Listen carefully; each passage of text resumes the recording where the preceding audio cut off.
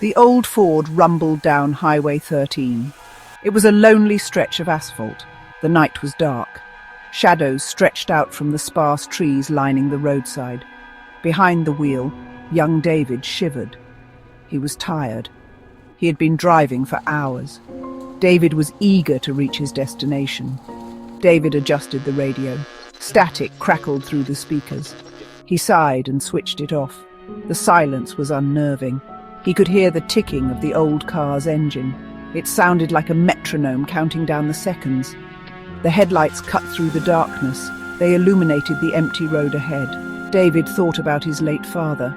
He used to tell him stories about this highway, stories about strange occurrences, about things that went bump in the night. David had always dismissed them as spooky tales. Tonight, he wasn't so sure. A shiver ran down his spine. He couldn't shake the feeling that he was being watched. His eyes darted to the rearview mirror. There was nothing there, just the empty road stretching out behind him. David gripped the steering wheel tighter. He told himself it was just his imagination. He was tired, that was all. He just needed to stop, to rest. He had been driving for too long. He glanced at the clock on the dashboard. Almost midnight. Suddenly his headlights caught a figure standing by the side of the road, a lone figure shrouded in the darkness. It was a young woman, her hand outstretched, thumb extended in the universal sign of a hitchhiker. David hesitated. It was late.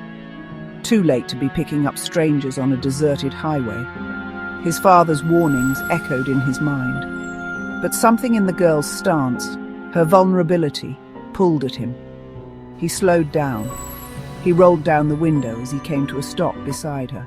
"Need a lift?" he called out. The girl didn't answer. She just stood there, her face hidden in the shadows. David thought he saw a flicker of movement. It was as if she were hesitant, unsure whether to accept his offer. "Get in," David said again, his voice softening. "It's not safe to be out here alone at night." He couldn't leave her stranded, not out here, not in the middle of nowhere. The girl slowly moved towards the car. Her footsteps were silent. She opened the passenger door and slid into the seat beside him. She didn't say a word. She just sat there, staring straight ahead. She was young, maybe 18 or 19, with long dark hair and pale skin. David tried to make small talk. He asked her name, where she was heading. But her answers were short, almost inaudible whispers. Her voice was flat, devoid of any emotion. She seemed to radiate a cold aura. It sent chills down David's spine. David stole a glance at his passenger. Her eyes were fixed on something outside the window. He followed her gaze but saw nothing but the endless stretch of dark highway. The silence in the car was deafening. The only sound was the hum of the engine and the occasional sigh from the girl. "So," David tried again, his voice strained. "Where did you say you were heading?" He tried to sound casual, but he couldn't shake the feeling that something was off. The girl finally turned to look at him. Her eyes, large and dark, seemed to bore into him. She spoke, her voice barely a whisper, the old willow tree, at the end of Carter Road. David frowned. He knew Carter Road. It was a dirt track that branched off the highway a few miles ahead. It was a dead end, leading only to an old, abandoned farm. He had been there as a kid. The farm had been empty for years. The only landmark was a massive, ancient willow tree that stood at the end of the road. Its branches, gnarled and twisted, looked like skeletal fingers reaching out to the sky. David turned onto Carter Road. The old Ford bumped and rattled down the uneven track. The headlights cast long, eerie shadows that danced and twisted in the darkness. The girl sat beside him, still and silent as a statue. As they approached the end of the road, David saw it. The willow tree. It stood in the darkness, its branches swaying slightly in the breeze. Even after all these years, it looked as menacing as he remembered. He stopped the car beneath the tree. He turned to the girl, about to speak, but the words caught in his throat. The passenger seat was empty. David's heart pounded in his chest. He looked around, his eyes scanning the darkness. There was nowhere for her to go. She couldn't have vanished into thin air, could she? Then he saw it. Lying on the seat where the girl had been sitting was a small, faded photograph. He picked it up. It was a picture of the girl.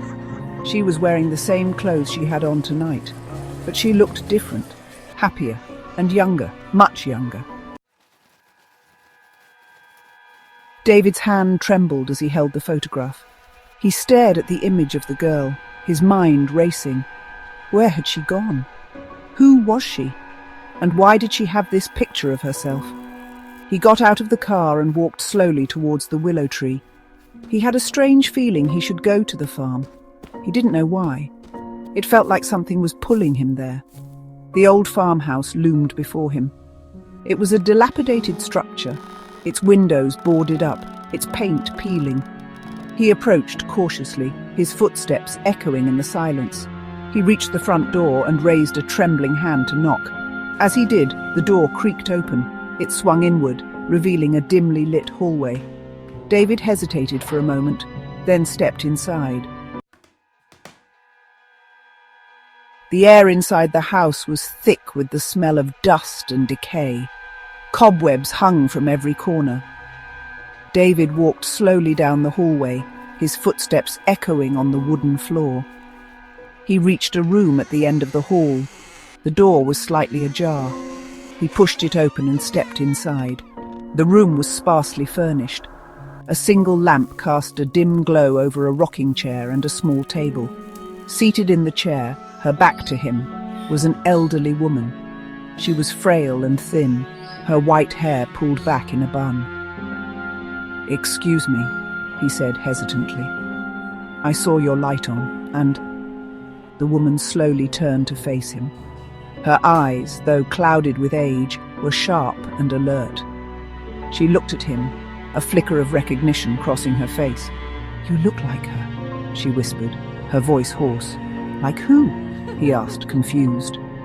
The woman reached for a framed photograph that sat on the table beside her. She handed it to David. "My daughter," she said softly. "She disappeared 40 years ago." David stared at the photograph. It was the same girl from the car. She was standing in front of a familiar-looking willow tree. David's blood ran cold. He looked from the photograph to the old woman, his mind reeling. He realized he had stumbled into something unexplainable, something that defied logic and reason. He had entered the twilight zone.